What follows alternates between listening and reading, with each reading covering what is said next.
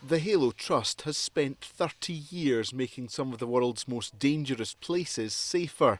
Now, with a pandemic stretching from its home in Nithsdale across the 26 countries where it operates, its teams are tackling a very different threat.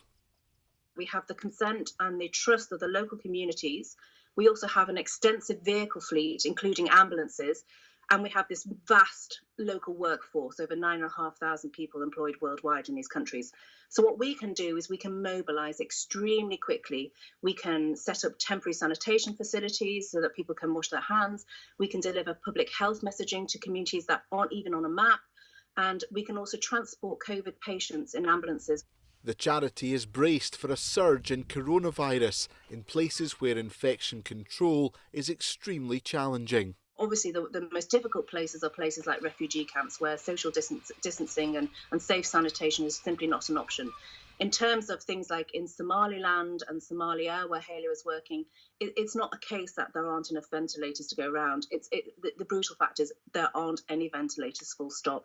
So I think the priority now is making sure that we can do as much as possible to spread those basic sanitation measures and to move things, particularly food, around very quickly. Because what's going to happen in these low-income countries, which are already vulnerable to climate change issues such as drought and flooding, we're looking at the dreadful prospect of what's been described as a famine on biblical proportions.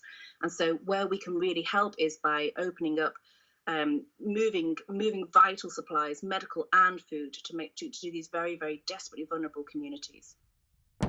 Whilst the danger of a landmine can be ended in hundredths of a second, non-government organisations like the Halo Trust are warning that COVID-19 requires a long-term crisis plan.